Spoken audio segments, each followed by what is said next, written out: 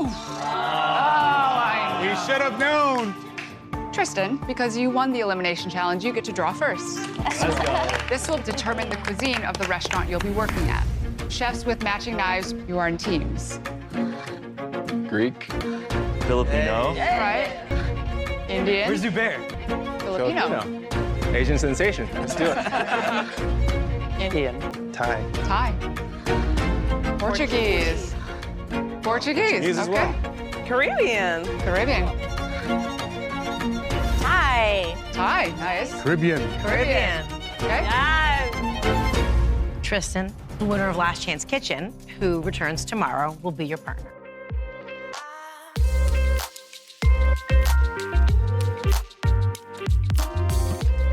Welcome to the Eat Your Content podcast. I'm your host, Rich Herrera. Thank you for pushing play on my little podcast. I appreciate it. Just a couple of program reminders, continuing with our Top Chef recaps this season for season 22. So we're going to be digging into episode 5 today.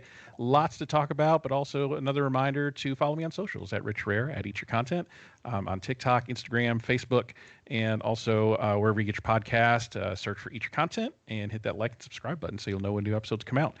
Joining me again, the guest host with the most, Chef Savannah Miller, season 21 finalist. Thanks again for joining me from sunny Chicago. I know, a little bit of a different spot today, but we're traveling, we're making it happen, and I'm excited. This was a really good episode. So yeah, really good. So first impressions, our little amuse-bouche impressions of the episode. What'd you think? I do always love a switch up a few episodes in, right? Like no quick fire. We're gonna like put you on the edge of your seats a little bit, like for the chefs and for the viewers at home. So I appreciated that. And for me, like working in restaurants, this whole episode, I thought it was cool to get like the behind the scenes and see them prepping and like in those spaces, getting the inspiration for the whole challenge. But I was wondering if from like a perspective of somebody else who doesn't have that line cook experience, if how you enjoyed it. Because I heard from a few friends, they were like, it felt slower to me. I mean, I might be the wrong person to ask because I love seeing that stuff. So I really like the episode. I remember one Valentine's Day, I was kind of late getting reservations to a restaurant for me and my wife. And so I called a place. I'm like, do you have any spots open? And this was like the day or two before. He's like, well, the only spots are available are at the chef's bar. If that's okay. I'm like, sign me up, man. Absolutely. Like we love seeing like all the cooking going on and watching our food come together. And so I loved it. I enjoyed seeing that behind the scenes look and watching these CDCs and executive chefs hit the line like a line cook. So that was always fun.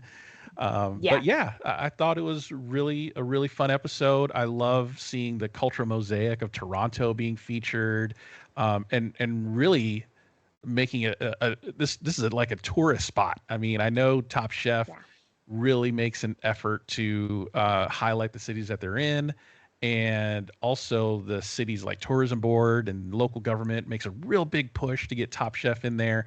And there have been studies about the Top Chef effect. So I think Toronto is going to be seeing some boost in tourism dollars here. I mean, if I could get to Canada, if I can go to Canada, definitely I'm going to hit Toronto. I already got my list of these restaurants to go see, especially the Filipino one, which we'll get into. I love that segment. I'm going to unfairly probably give that the most time, but it was really interesting to see all of these cool little restaurants. So let's get right into it. No quick fire, as you mentioned. I mean, it's literally right where episode 4 left off. I mean, they're still in the stew room, still, mourning the loss of Zubair, going to LCK. I was like, oh no. And then of course, Kristen and Gail walk in and say, we're not done yet. We've still got some business. I know. The idea of them walking in, it gave me chills. I was like, oh gosh, like, because you're sitting in the stew room, you might be 2 glasses of wine deep or something, right. And it's like, here they come, and all of a sudden it's a different ball game, Yeah, that happened to you guys pretty early on, not for a challenge, but for a nice little scolding about get it together. Talking to the first of many, I guess. I mean, Kristen comes in and is like, get it together, guys. I know. She's like, hey, listen, like Tom is mad. But no, that was it was nice to be like, oh, what's happening? And then obviously to follow that with bringing somebody back. Yep. That Bailey's back. an amazing start. Like I always love, obviously I'm going to think about like Kalina and our season and her coming back in, but like it's so funny to watch this because I see their facial expressions and it's like I think I know what they're thinking, because for us it was like, oh, Kalina, thank God. Like I love Kalina, like good energy, she's back. She was one of my closest friends, but you're also sitting there thinking like, man, we just got down to this number and I thought I was doing pretty good, and then they bring somebody back and then to be hit with, and now it's a double elimination. That's a lot of emotions. Yeah. Yeah. Yeah. Well, the double elimination has come because you're bringing somebody in, so you got to keep the episode count to the episode count. So you got to get rid of 2 folks to kind of make it even. So we draw knives for teams. And how stressful are the knife draws on Top Chef? Like when you were doing it, you're like, oh, what am I going to get? I think they build it up, right? So it's the anticipation and like it's something that's out of your control, which can be scary. But for me, those things were like, I have no control, right? Like it almost made it easier in my brain, but I could understand depending on what type of personality you're bringing into the kitchen, not wanting to leave anything up to chance. But for me, it's like, yeah, I'm going to pick a knife. I don't know what it's going to be, but I'm going to pick it. And that's part of the fun, right? You just don't know what you're going to get, and it's always exciting to see. So let's see who got what. So we have the red team that is doing Indian cuisine. That was Lana and Vinny. We have the orange team doing Portuguese. That was Corwin and Kat. We have the yellow team doing Caribbean, Massimo and Paula, which it's got to be the most out of wheelhouse pick for both of those, right? When I saw them pick Caribbean, I was like, ooh, they might have a rough time. Yeah, and I think the pairing, I mean, just obviously hindsight's 2020. It's easy to say that now, but I'm sure those two together and Caribbean, I was like, oh no. Yeah, this might not end well. And then we got the green team picking Filipino, Henry and Shuai, aka the Asian Sensations. I think we have our new nickname for this season, the Asian Sensations. Last year it was the Power Bottoms with Kevin and Manny. So maybe we got the Asian Sensations. That's a great name for a band, by the way. And then we have the blue team with Greek food with Bailey and Tristan, both of which have immunity. Bailey by way of winning the Last Chance Kitchen, and Tristan's by way of winning the Elimination Challenge last week. And then we have the purple team cooking Thai food with Caesar and Katiana. So again, hindsight, we're doing a recap, but when you first saw it, any teams that you were really excited to see cooking that particular type of food? I think, yes, I was really, I think, more focused. I got excited about the pairings of the chefs. But I would say somewhat for that reason as well. Like I did love Bailey and, oh my God, Tristan. Yep. And I almost said Corwin. And I love that Bailey specifically was doing Greek food, because I think that, they were talking about the emphasis on high quality ingredients. And when we're doing this, it's all about having like the nicest oil and this and that. And I think that is reflective in some ways of Italian cuisine. So for me, that seemed like, oh, this could be really good. Also, they've both been killing it. And she's like in this hot streak where that confidence is coming in. So for me, I was excited about that. And I really liked just the emphasis on how much they were talking about Vinny and Lana, like not having the Indian cuisine experience. So, it gears you up to like wonder if they're going to knock it out of the park, or, if it's not going to go so well. So those were the exciting ones for me. Yeah. What about you? I mean, obviously the Filipino food. I was really excited to see Henry and Shuai, an Asian pairing cooking Filipino food. I thought that was just like glove in hand. I thought, they should nail this. At least if they've never cooked Filipino food, at least it's kind of in their wheelhouse a little bit. And I was just really excited to see Filipino food on TV, which we'll talk about when we break it down a little bit further down. Yeah. But I was just really excited to see that. So and they didn't disappoint for the most part. So let's talk about the return of Bailey for just a second. So Bailey comes back energized, revitalized, refreshed, and really found herself through LCK. I mean, she even said it herself that she wasn't cooking who she was in the first 2 episodes. I think she was probably cooking to what she thought the judges wanted, but not really cooking her food and really loving it. And then seeing her go through that in LCK, and then obviously as we see through this episode, it's a different chef that we're watching right now. I mean, it really is a 180% or 180 degree turnaround for her, and I'm really happy to see it. What did you think when you were seeing this go through the episode? I agree. Like, I think it's something that even if you haven't competed in the show, if you're listening to someone say like I was cooking for the judges and then I realized that I needed to cook for myself, you can still relate that back if you're a chef to working in your kitchen. Like I am making food. It's important to care about what the guest thinks and like how can you anticipate their needs and like what are people really interested in, what are the trends, right? But ultimately, like the best food is going to be the food that you are putting your whole self into, and it's really hard to do that when you're coming from a place of pleasing others. So I could resonate with that, but I thought it was cool because it made me think about any chef like in any kitchen who may have felt that before. And Hmm. I just think it's like a universal feeling, and it's really cool to watch somebody have that realization like on TV and to watch like them blossom. Yeah. Yeah, our little Yeah. Bailey's just growing up into a beautiful flower. I It's so exciting know. to watch. And Yeah. it's so early that you kind of hope to see that she continues to like grow, and she's on a roll like you were saying before. Yeah. Just really cool to see, and I couldn't think of a better partner than Tristan for Greek food, even though they're both not really. And even Tristan said, "I'm not really familiar with cooking Greek food," Yeah. but the time at the restaurants I think really helped them in particular. So just seeing them paired up together and cooking at top of their game at this point of the Yeah. season is really exciting to watch. Really exciting to watch. They seem Oh, like two level-headed people also. Like they just seem like you can't help but watch this episode and be like, if you're playing a sport, who would you want on your team? And from a completely just like a human standpoint. Do you know what I mean? Like yeah, take the yeah. pedigree and the accolades or whatever out of it. I don't care what type of food you cook, but like can we work together? I think that like watching them especially talk in the car, I loved that energy and they were having fun, but it was serious and I just felt like that mutual respect. I just wanted to say that because that was really fun to see. Yeah.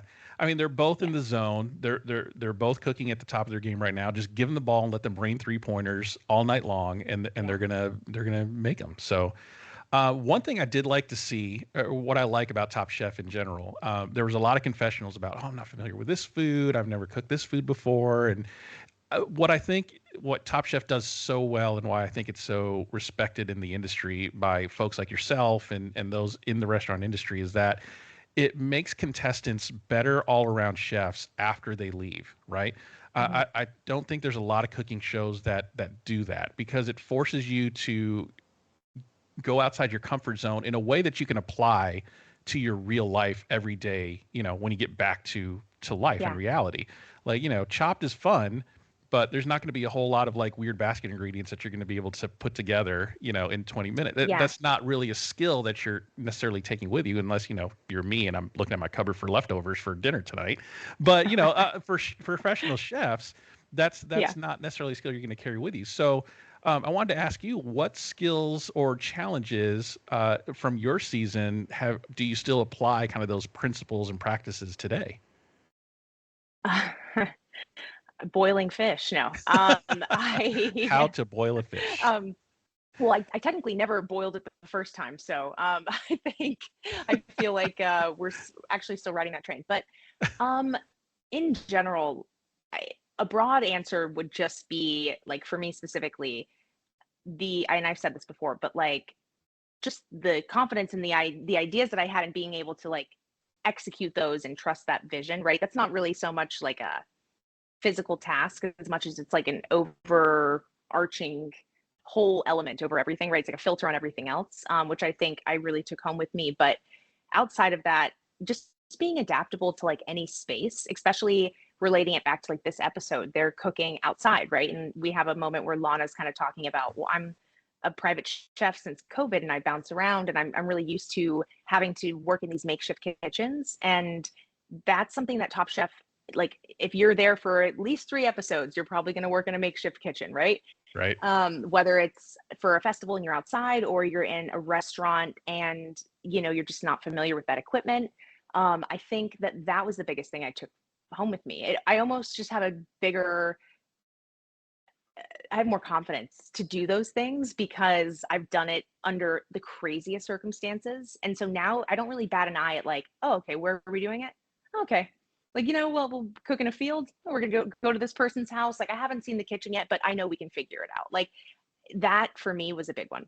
Yeah, like there's no crazier place you're gonna cook than on a beach in Wisconsin with a dude throwing kerosene at a fire, right? Like that's Except the maybe top. a cruise boat in Curacao, but Yeah, cruise ship in Curacao.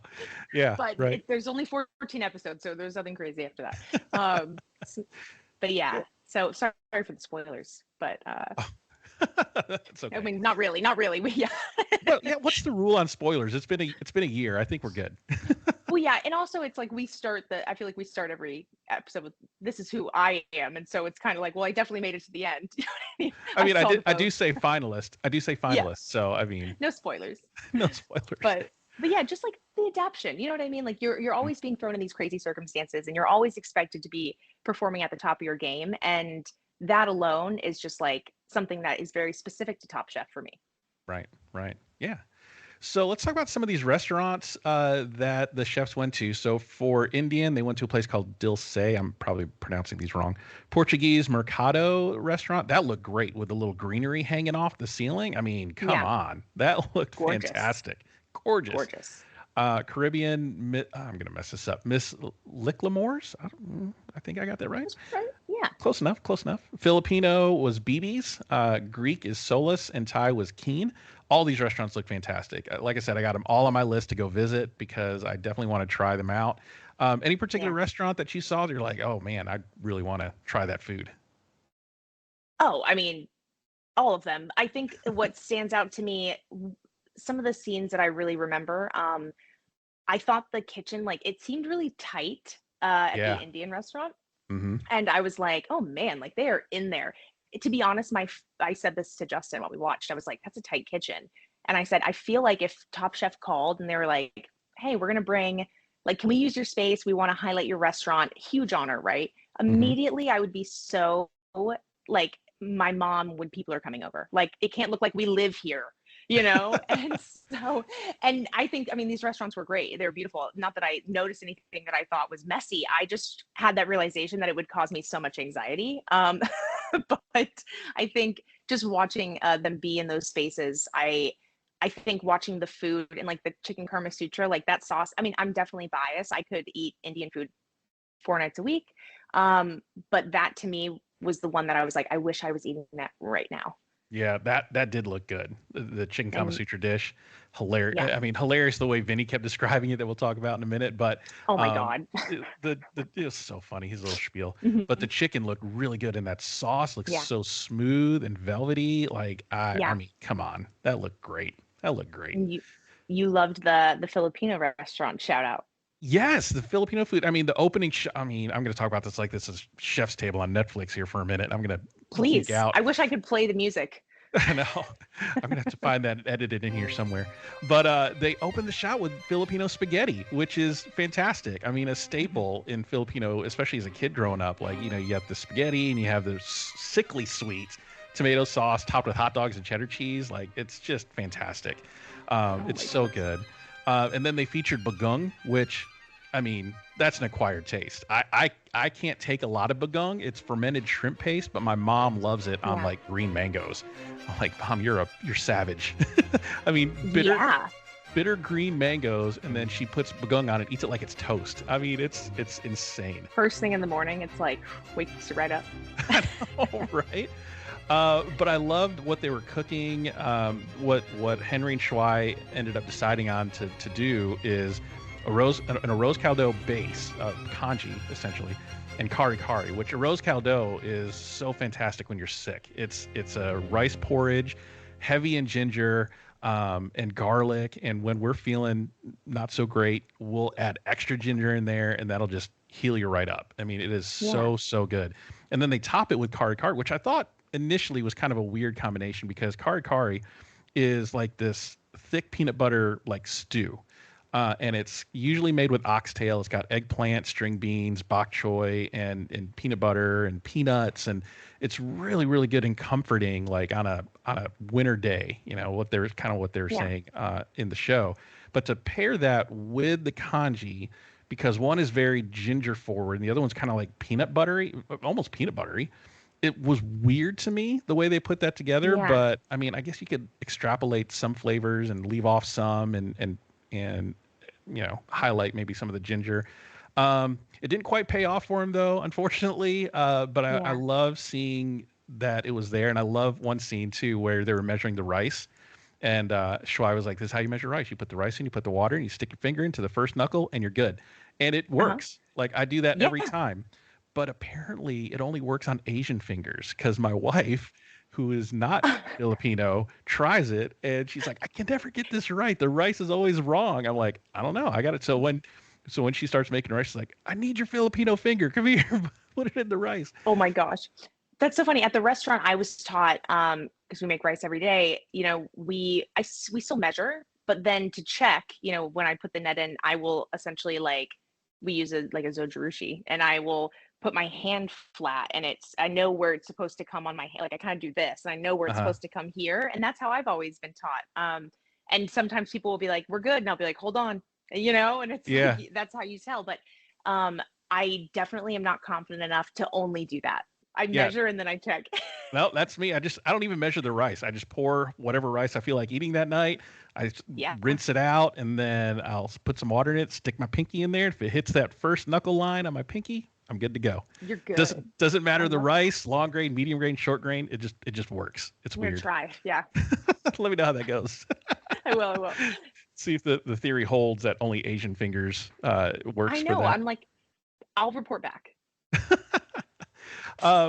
Another thing about, I think, Filipino food in general, I think it's so underrated right now. It doesn't get the love that the other Asian cuisines get, right? But it's the next big Yeah. thing. My favorite Filipino food is sisig, which is like the fried pig parts. Usually it's like ears and the snout and all this, like all the off Yum. parts of the pig. And it's got chilies, and you throw it a fried egg. I mean, it's great. It's delicious. And, I hope to see Filipino food kind of get its time to shine. I love that they featured it on Top Chef. I don't think I felt Yeah. more seen on an episode of Top Chef in my entire life. It was so fun to watch. I could go on, That's but important. I'm not. Yeah.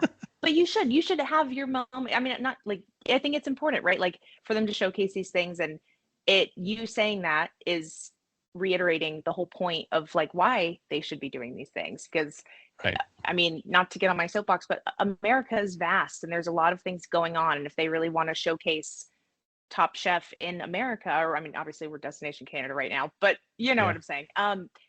There's a lot to be shown, and I'm very appreciative that it used to be something where it's like we go to places because they have a lot, and now we go to places like Toronto does have a lot, but they're making the things that like I didn't realize, how vast Toronto's cuisine, like how many options there were. And I don't know much about Filipino food, but I thought it was really cool to learn this episode.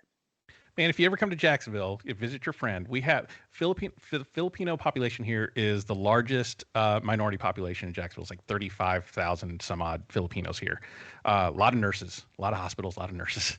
And there's a lot of really great Filipino restaurants here. So, next time you're in town, text me. We'll go show get some me. Filipino food. Absolutely. Yes. So one thing I loved about watching these chefs cook on the line is that they threw them in the lunch rush. Like they didn't do it during that like 2 to 4 hour where like, it's that between time between lunch and dinner. They threw them right into the weeds. I mean, what'd you think of that?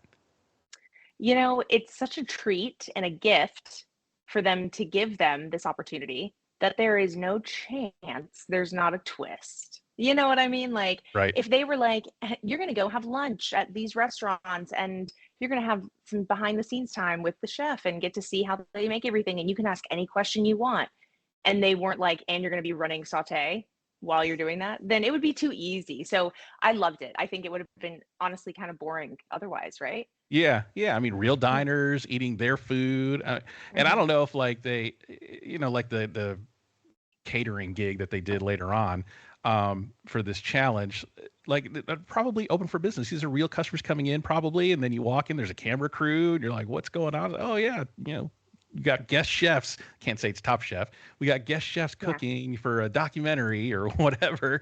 And I'm like, oh, cool. So it was just fun to see kind of working a real day, a real lunch rush, which was really fun to see. So I want to talk about Corwin and Kat's croquette for a minute. So we got the return of the croquette.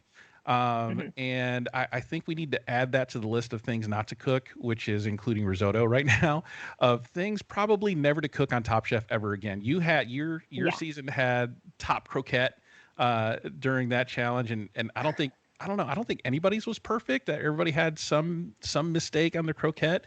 But what did you think? Did that kind of bring back some PTSD when you heard them say croquette? Just some cold chills down my spine, I guess I mean, I love a croquette. I've never really thought about them much ever until I went to go do the show. And then it was like everyone, I would never think, I guess I just wouldn't think to do a croquette. Like it wouldn't be on my top list of things. And I was so surprised that so many people were like, oh yeah, I'm doing a croquette, man. And then to see it again, I guess I'm just still like, oh, maybe I need to eat more croquettes. I don't know. It's funny. That was my thought. Yeah, yeah. And they want to do a salt cod croquette, but there's no salt cod to be had, so they have to pivot. They just get cod. And then it kind of bites them. They put way too much salt in there to kind of mimic the salt cod. And then when we get to judges table, Sarah's asking them like, what did you do? What did you do? Well, we put a lot of salt in there. Well, salt leaks moisture. What did you? It almost was like scolding them. Like, what did you think was going to happen? Like, don't you know how to do this? And when you're in the moment, in the heat of the moment, you don't think about those things. But then you kind of maybe you're in judge table and you hear that and you're like, oh, facepalm moment, right? 100%. I mean, like I thought Sarah was savage in the best way.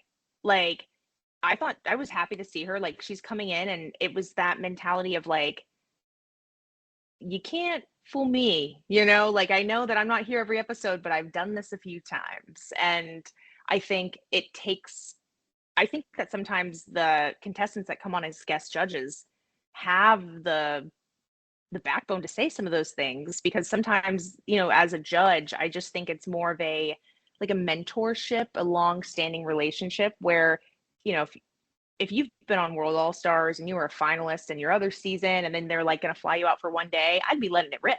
Not that I necessarily am that person or should be in that position. I just mean like I loved watching her come out and be like, no, I'm going to tell you what I think, with that comment specifically. And I think it's so easy to get like, if they wanted the salt cod and then they don't have it, it just seemed to me like a little bit of, you're zeroing in and you're kind of, and I don't know if they would have done it that way. Were they trying to just like mimic certain flavors? Were they trying to give it more seasoning so that they could like not pass it off as salt cod, but do you know what I'm saying? Was it just, no, now we're just doing, this cod croquette and we're just seasoning it like we normally would. And we just kind of weren't thinking in that moment. I'm not sure, but the whole thing start to finish was an emotional roller coaster. We'll get to it, but yeah. And I totally agree with what you're saying about having former Top Chef contestants as judges. I think they're the best judges. I loved seeing Sarah Bradley come back. That was a nice visit from her.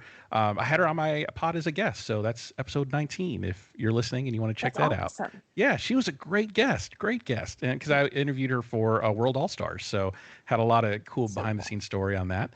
Episode 19, go check it out. But I think there should be, and they're doing this more and more. And I think this was basically since the COVID season when they filmed during COVID and everything's kind of like locked down. They were in a bubble. So they didn't have a whole lot of outside people coming in. They just kept it to the contestants and this rotating group of former Top Chef judges. And I got to say, that's one of my favorite seasons is the COVID season. Because the judging was just different, right? Because they knew what to expect. You can't, slide things by them because they've been there, right? I know when you're trying to BS me in your story about this food. So having Sarah on this episode kind of brought glimpses back from that season. I thought it was really good. One thing I think Kat did too, she kind of shot herself in the foot when she was describing her dish. She's like, oh yeah, we meant to get salt cod and we didn't. And even Tom called and was like, why did you tell me that? Now I can't stop thinking about it, right? Now I'm thinking, oh, if salt cod was in here, it would have been great. Don't tell me that. What did you think about kind of Kat doing that? Well, I think it's one of those things where it's like, I do that a lot, right? I can name like 5 times off the top of my head where I put my foot in my mouth in front of Tom. So not passing judgment, but I just think it makes you think like, if they're judging the dish for what it is and they didn't like it, that's okay, maybe you were going for this thing and it didn't work out. If they're judging you for a dish they didn't like, and now they realize that you were just kind of too focused on doing this other thing, and well, we didn't get it, but we still executed the dish as if it kind of was like that's what we got. And I just think at that point they're like, well, you're not even putting your best foot forward. I think Tom's like, why would you tell me that? Because I can't stop thinking about it, because now I just know what you were trying to do, and you let like something not being in stock keep you from making a great dish. Like, just cook something else. Maybe, you know, who knows how far along, you know, if it was they couldn't turn back, I don't know, but like I think it makes them think about it in multiple ways. Yeah. Yeah. None of them good. So let's talk about, I do want to touch on this for just a minute. A little bit of drama between Massimo and Paula, a little arguing. I mean, I know the later seasons of Top Chef, basically from, I would say, seasons 10 or 11 forward, were a lot of, you know, it's kumbaya. We all love each other, and there's no scheming, there's no backstabbing, there's no stealing of Ed's pea puree, all that stuff. But there's some drama here. I mean, Massimo's taking charge. Paula's like, I got this. And he's like, no, you got to do it this way. And that's, you know, one thing, you're all professional chefs all on the show. And probably that is annoying to have another chef trying to tell you how to do something and you know how to do it. So what were your thoughts as you're seeing this kind of unfold? You know, it's hard because everyone's acting out of fear. Yeah. And like, I think it's so easy to spot, like in the workplace is where you normally pick up on that. It's like a service and someone's moving a lot, but they're not doing anything. And then all of a sudden you're like, everyone calm down. So for me, that's how it felt. It felt like a service was going wrong. And even though things, you know, nothing had actually too bad had happened yet. Like, I think at one point they, you know, we wanted the beef a little longer. We're going to do this. And now we're worried about like the prep time, and we're getting to crunch time. Massimo thought that they needed to start this project, and she's like, we're good.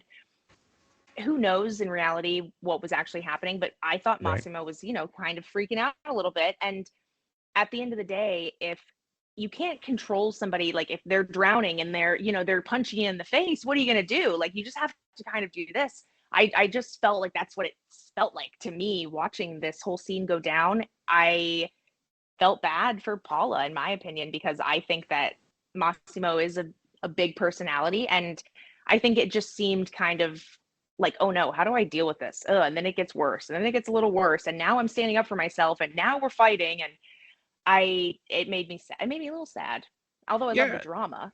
Yeah, I mean, it's reality TV. It's reality TV on Bravo. You got to have some drama in there. But yeah, he was really going after her. I was like, whoa, man, calm down. You're up here. I need you down here, right? Yeah. So, but you know, they kind of kissed and made up later on. The confessional was really funny. Yeah, I mean, it was really funny. He's like, I'm sorry. He's like, yeah, you were an asshole. It was really funny. I know. And then he looks straight to the camera and goes, I handle stress very well. And then the side eye was just hilarious. It was the best. It was the best. It was all worth it because they made up. Yeah, I was going to say the same thing. It kind of made it a little bit better. And, you know, heat of the moment of the drama happening, of the pressure of cooking and everything. So I get it, but at least they made up, and they're not, you know, bitter enemies and rivals through the rest of the season, because we don't want to see that. We want to see everybody get along. So I do want to talk about service, because this is their first kind of catering gig. They're cooking for 150 people. And I don't know if you're able to talk on this a little bit. I'm dying to know how those things come together, right? So I'm convinced that somebody was really catering something, and they're like, oh yeah, we can do it for you for free, and you'll be on TV. But I'm sure there's a lot more into it than that. I'm sure they invite certain, you know, dignitaries from the city and whatever. But do you have an insight on how those big event cooking things come together? Yeah, I mean, and this, I guess it's insight, but it's also, you know, this isn't too secretive because this was like said to me like on a podcast. So I feel like it's safe. You know, for example, our fish boil, right? We had a ton of people, and also our cheese fest, we had a ton of people. And one of them was even like the cheese fest, people were voting on their favorite. And so they knew that we were competing.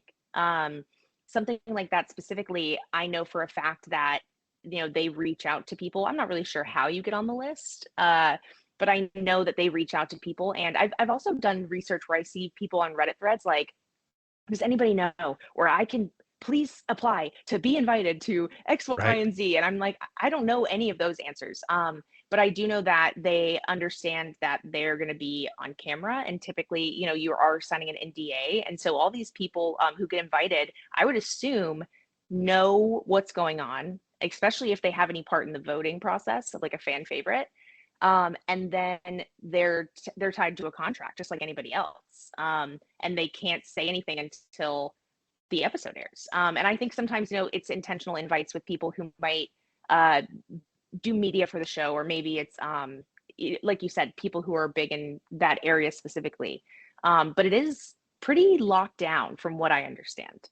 Yeah, because again, if Top Chef ever comes to Jacksonville, I want to be on that list. I want to go because it looks so fun.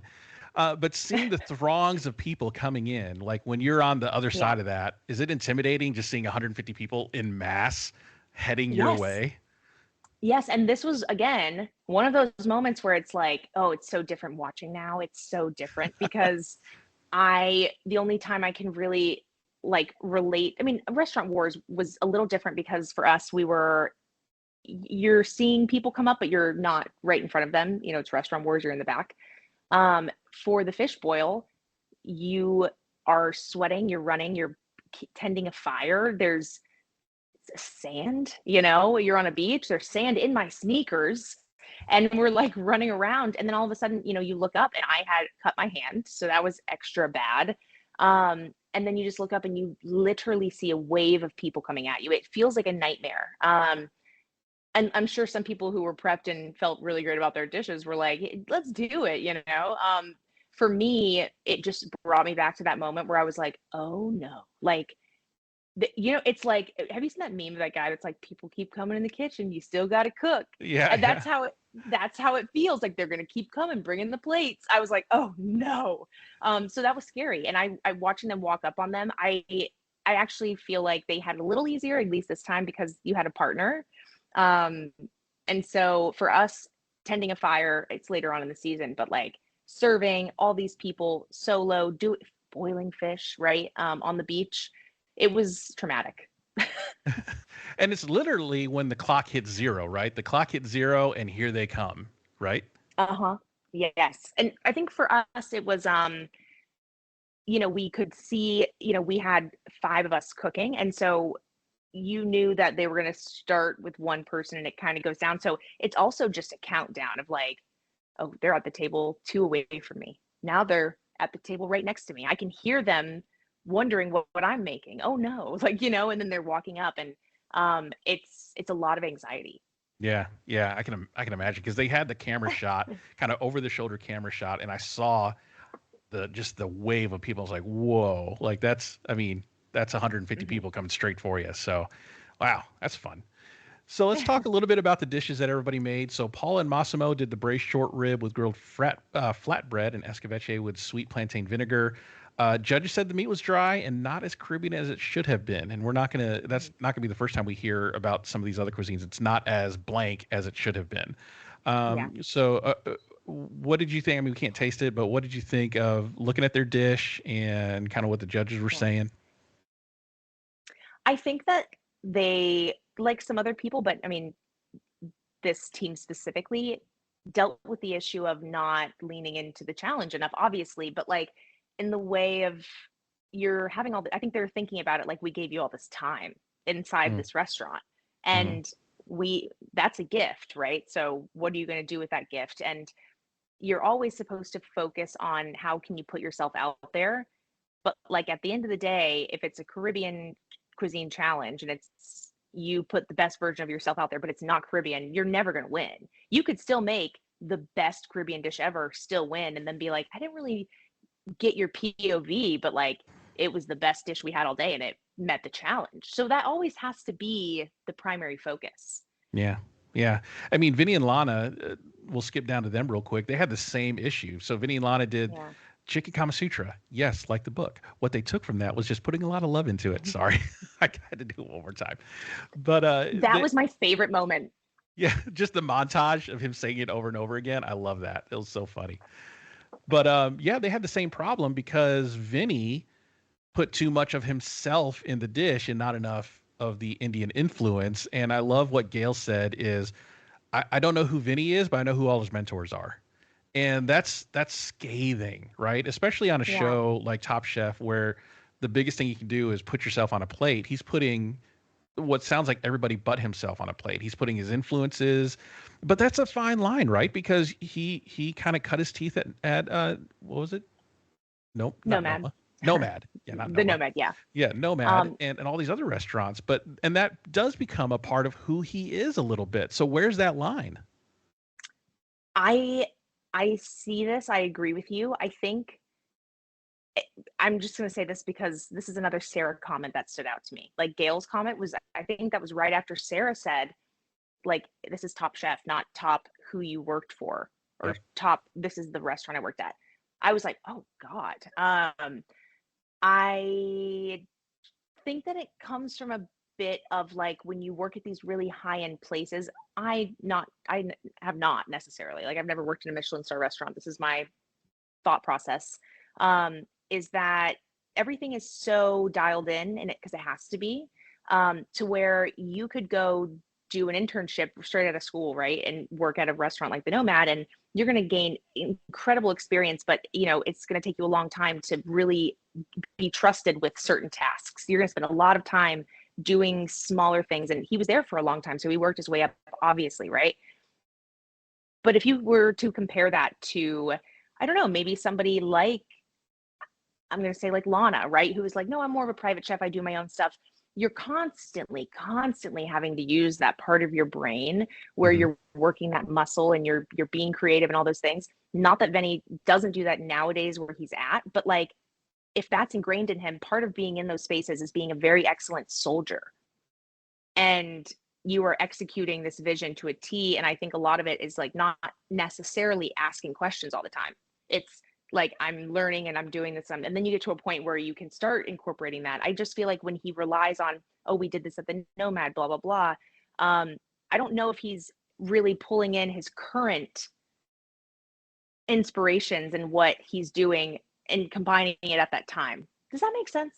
Yeah. And I hope he, well, they didn't really say that to him, but I kind of wish they said that to him as opposed to, back when he was in the stew room, because if you hear that and you're like, look, we don't know who you are, Vinny, you're cooking all your influences and how you were raised in the industry, but we don't see you on this plate. We see all your mentors. I think that would have stuck with him. And kind of see where he would have taken that type of critique instead of just, why hollandaise? It's not as Indian enough, which is good critiques to have. But I think when you're in this competition about putting yourself out there, I think they need to hear this and say, cook who you are, not where you worked. Stop cooking other people's food and cook your food.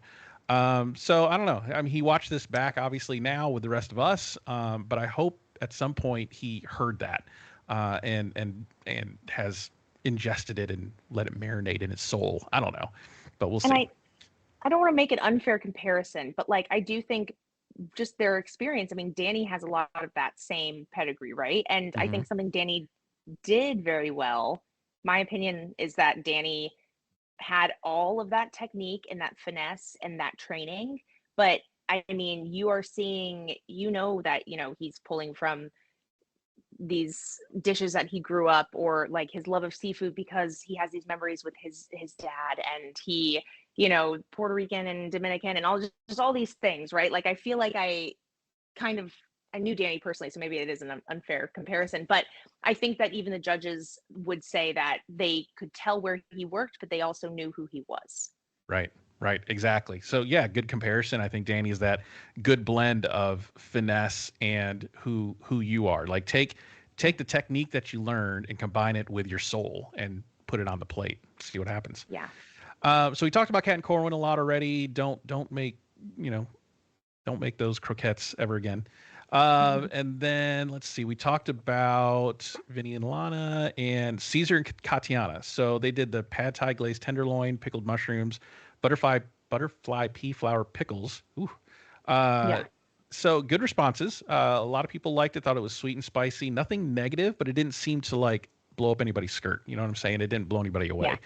Yeah. What did you think of theirs? She's loving the flower shaped stamp. Apparently that's her trademark now. So Hmm. what did you think of that?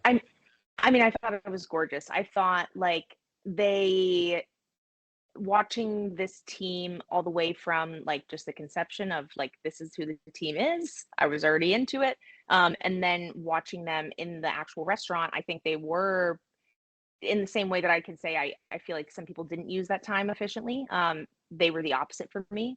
And I think that they really connected to certain aspects of what they saw and what they tried. And not only were they inspired by it, but they were able to effectively pull it off, right? Like when they taste Hmm. it and they're like, yeah, yeah. It's like this really cool moment. Yeah, yeah. Henry and Schwa, we talked about them with their Filipino rose caldo topped with the pork kari. Looked really good with the bagoong XO sauce. I love it. They got bagoong on there. I can't get enough of that. One thing that Tom said is they got the sour down, which is trademark Filipino flavor. It's sour, it's sweet, it's Yeah. salty. That's what you look for in Filipino food. So glad to see that they nailed that. Let's talk about Tristan Bailey. Yeah.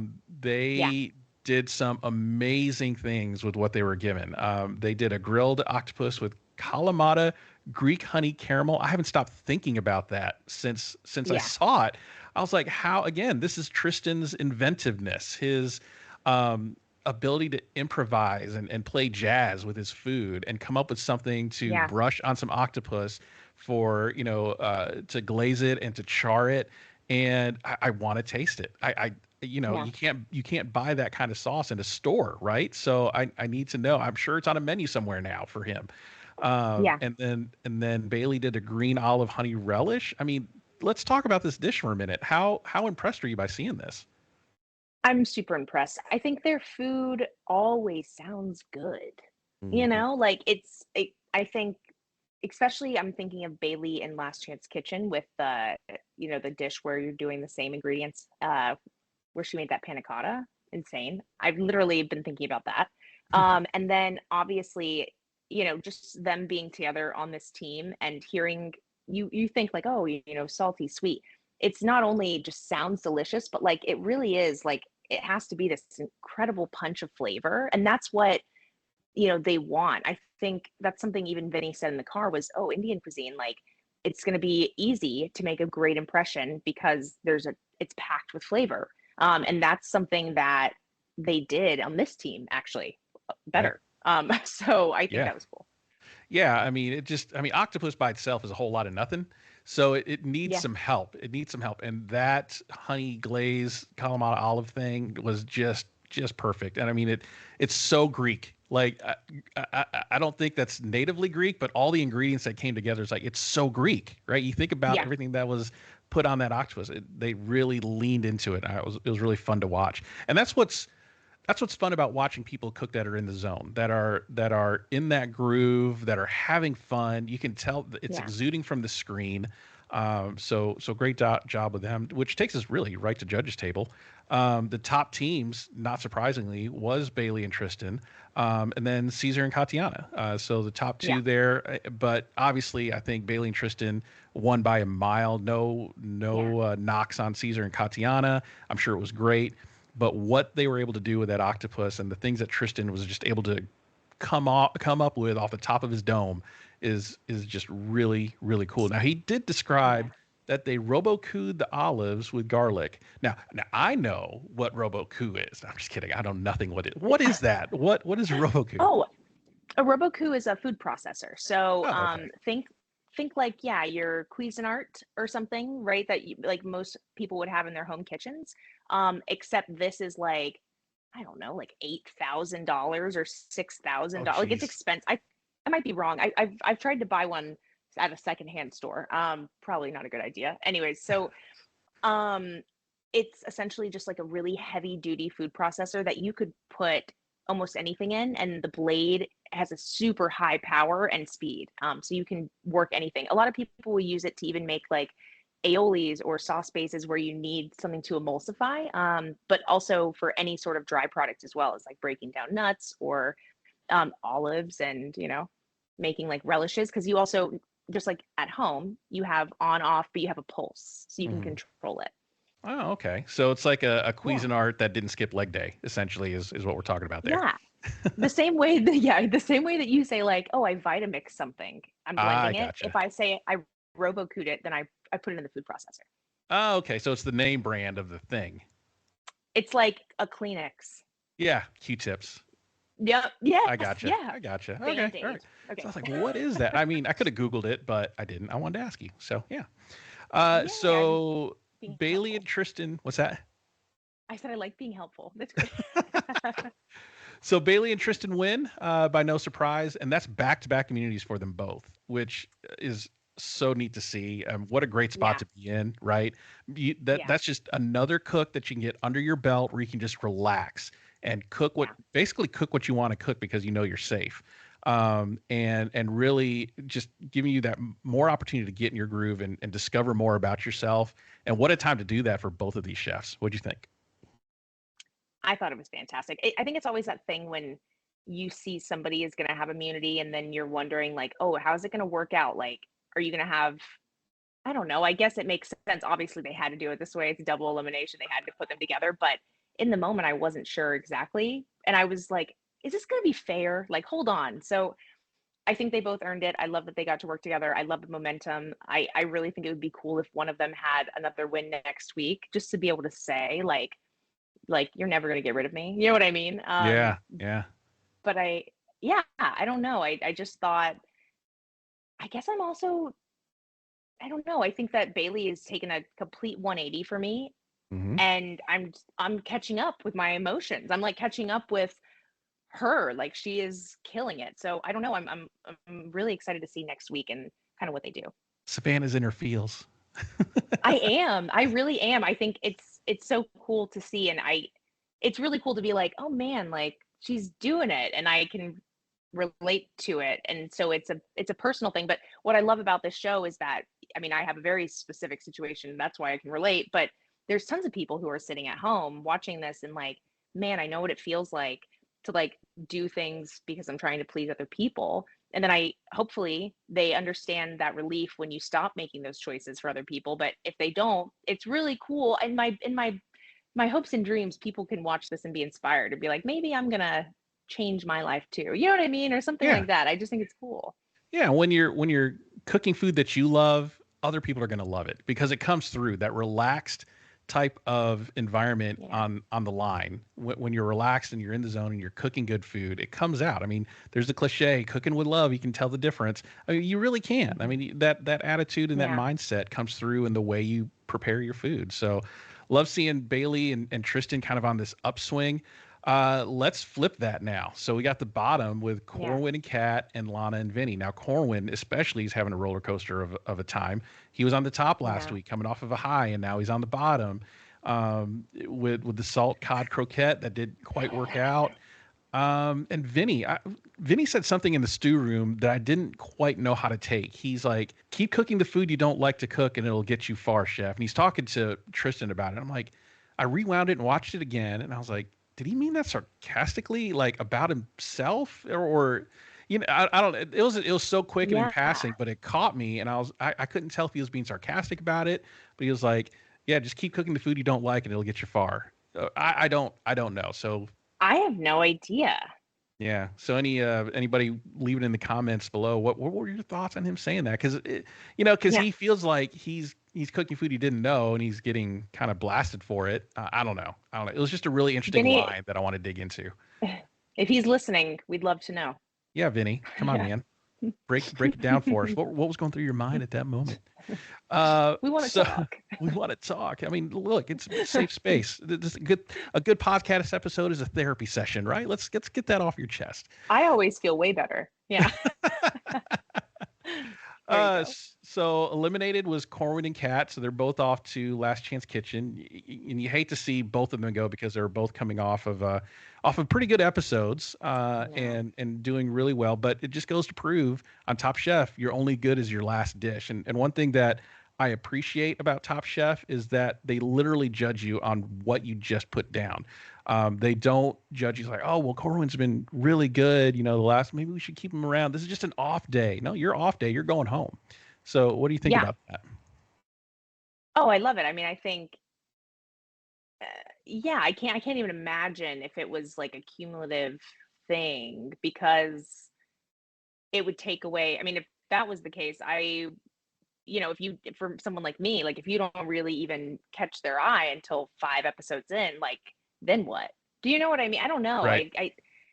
I think that you have to base it off every single day. And what that does is it gives people a fighting chance, right? Right. Like, if you get to wake up, and it gives you that newfound sense of hope. If you had a really terrible cook and you wake up, I mean, for me, when I had those days where I just remember like being like, oh no, it's so bad. It's so bad. And like getting to call home, and like the number one thing that any of my support people would tell me is like, okay, get over it. Like, you survived that. Like, you have no time to literally think about that. And the reason that I have the ability to do that is because the judges aren't thinking about it anymore. Yeah. And and I believe that, I really do. Like, they really take it into account. I think in our season they were honest about, like, if we ever have to get to the point where we can't decide who should go home, we will take into account the quick fire, which I like. I think that's fair. It's all in the same day, etc. But you're not going too far back. Yeah. Yeah. So let's talk about LCK now. So we go right into LCK. There's 30 minutes total. And then the first 10 minutes is prep time. And then the last 20 minutes is cook time, and they're not allowed to use their knives or really any sharp object for the rest of the challenge, which kind of, bites Corwin in the butt there later on, as we see. And then Tom says you're going to prep for something, but you're not going to know what until after the 10 minutes. So be mindful of that. And then he brings out salt cod, which is hilarious. Because that's what they both wanted. So he was able to find salt cod somewhere in Canada, but they couldn't, which is yeah, funny. right. So what a diabolical challenge, right? What were you going through your head when he's like, oh my God, no knives for 20 minutes? Definitely the idea, like, that's a whole new element, right? Like, to say you don't really know what you're going to be cooking is a challenge. Yeah. And then to say you only get your knives for 10 minutes, but I'll tell you what you're cooking is a challenge. But then to combine them, I think, I mean, we saw what happened. It happens to the best of us. I mean, the second you walk into that room and you realize that's what's happening, everybody has the same game plan. Nobody is like really being that creative, like, oh, I'm just going to give myself a lot of options. Like, duh, everybody has to do that. But this is what happens, is a human error. You can't, like, you can walk in there and be like, of course, that's what I would do. I would grab citrus, I'd get herb, whatever. Like, these are things that would hopefully go through everyone's minds. But man, it shows you how quick that clock moves, because you look up and you didn't open the coconut milk. Yeah, you didn't open up your can, and now you can't, and now that completely throws off your dish. Interesting to see Zubair was nowhere to be found. There's no peanut gallery anymore. So we're starting off with a whole new peanut gallery. I miss Ying already. She's gone from my life now, and now we're not going to hear her really positive attitude through the rest of Last Chance Kitchen. That's sad. That's sad. I know. I think they should let's just throw Ying in at the finale. Yeah, let's just do that. Put her in Restaurant Wars. Yeah, put her in Restaurant Wars as like a guest or something. That would be great. But I hope Can to see she her back. be fan favorite still? Can she still win fan I'm favorite? campaigning for it. I'm going to campaign for it. So we'll see what happens. It'll be history, the first non-contestant to win fan favorite. So, well, I don't know. Or the first one to not be in the main competition to be fan favorite. So we'll see. So Corwin, I love it when Top Chef does this. Corwin says, I have the upper hand here. And that's foreshadowing, right? And I was like, oh yeah, it's like when you watch a law drama or a law show and you're like, yeah, I'm going to testify on my own behalf. Yeah, you're guilty. So that's what normally happens, right? So he says, I have the upper hand here, and then things happen. He doesn't get his coconut milk open, and it causes his dish to not be the way it was. And Kat beats him with a salt cod panzanella salad, which I thought was a really good idea to do a salad, especially like with her thinking, her reasoning. He's like, yeah, I don't need a knife to tear salad. I don't need a knife for Romanesco and all that. I was like, oh, that's smart. But she won with a salad. I mean, that's pretty impressive there. And I loved the moment of her being like, when she's tearing those maitake mushrooms, and like, that resonated with me. Like when you said you felt seen, that was when I felt seen, because I'm not from LA, and like, I probably should eat more salad, right? But I do love salad. And I also, at our house, Justin has his garden and stuff, like, not to be cheesy, but like we'll go pick stuff and like, oh, let's make like a nice big thing from what we have growing. And, we're not sitting there and like perfectly chopping anything. Like the idea is that like it is rustic and it's more beautiful. It's always more beautiful when I'm letting it kind of shine and be unique. And so I love that she did that because that's what I would have done. Yeah. So Kat wins with her panzanella salad, overtakes Corwin with his coconut green curry inspired salt cod. So Corwin is officially eliminated. He is gone from the competition after doing so well. He hits the bottom and then finds some more of the bottom there in LCK, and he's eliminated. So Kat moves on, has a chance to come back in the main competition. We'll see how she does. Yeah. So let's go over the points. Let's see how he did. Oh no. Yeah, right. I did forget to add 2 points to Bailey last week for her LCK win. So I forgot to add that to my team. So last week's episode 4, increases my total to 18 to your -4 for episode 4. No. Episode 5, running it down, we have Bailey Sullivan with the elimination win with 7 points. We have Corwin Hemming, bottom of the judges table, -2. Kat Turner was bottom of the judge table, -2, but her LCK win is 2 points, so that erases her -2, essentially 0. And then Tristan had the elimination win for 7, so I come off episode 5 with 12 points. You have 3 for Caesar for top of the judges table, 3 points there. Katiana's also top of the judges table for 3 points. And then both of the ones in the bottom were on your team with Lana and Vinny. They have -2 points each. So your episode total is 2. So I win the episode 5, 12 points to 2. And so far running tally for the season is 58 for me and 46 for you. So still a close game. Still a close game. Okay, I thought it was worse than that. I thought I was done. But no, we're not even halfway. Yeah, that's right. It's not okay. even halftime yet. I mean, these other chefs can like turn it around and see what happens. Although for me, last year getting shellacked by my co-host, it's nice to kind of be in the lead. So I'm clinging on for the win here. I hope we don't slack off and end up like the NCAA championship where Houston kind of lost it in the last 36 seconds. So we'll see. Yeah, we'll see. Oh man, I am excited. I feel like I still have hope. I love the season because I really feel like everyone's so talented. Like, I think we're going to be neck and neck the whole time. Yeah, I think it's going to be back and forth. I mean, we've seen highs and lows from both of our teams. Just the last 2 episodes for me happened to be highs, but that could easily turn around in the next few episodes coming up. Fingers crossed. So we'll see what happens. I think we did it. We covered episode 5. Amazing. My favorite episode to date for obvious reasons, if I haven't said so already. But I love where we're going with this. I hope to see more Canadian sites and touristy spots to put on my list. What are you hoping to see in the next episode? Danny Garcia. Did you see? Oh, that's right. Yeah. Yeah. I was like, To be there honest, he is. I really am excited to see him come out. And I mean, at this point, it's like seeing your friend, right? So it's not like I'm kind of like, look at him on TV, and I think it's going to be really silly I'm sure he enjoyed it too. You know what I mean? Like to get to come back and do that. That's honestly the highlight for me. I'm really excited to see him on the episode next week.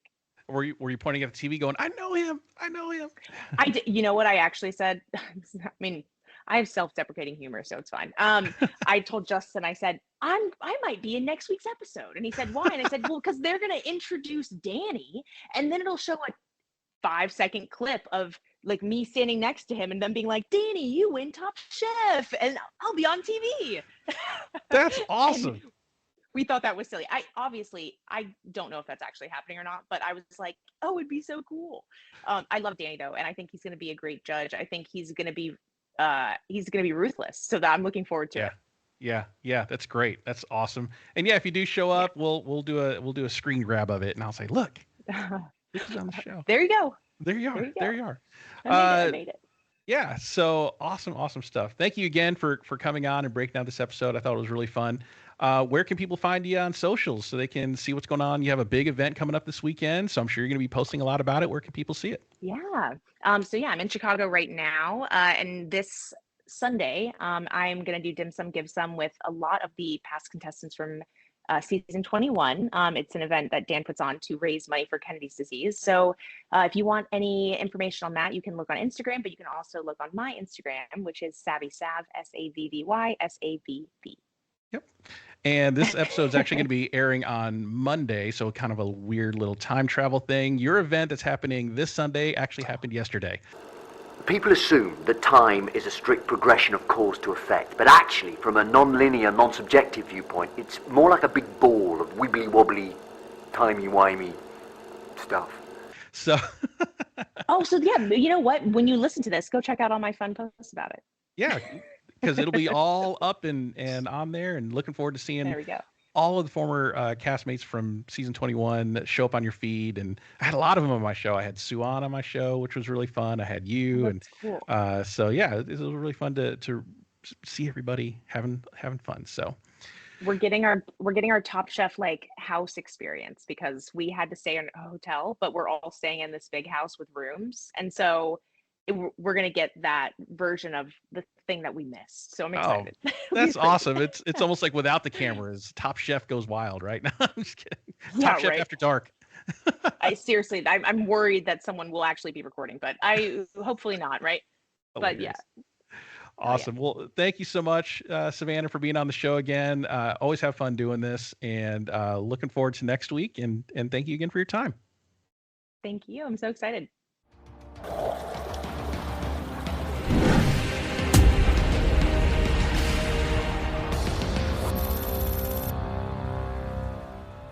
Thanks for listening to Eat Your Content. If you like what you hear, please consider supporting the podcast through my merch store on TeePublic. Get great quality items like t-shirts, hats, mugs, and more, all sporting the vibrant Eat Your Content logo. Go to teepublic.com/user/eatyourcontent for more great items, and thanks for your support.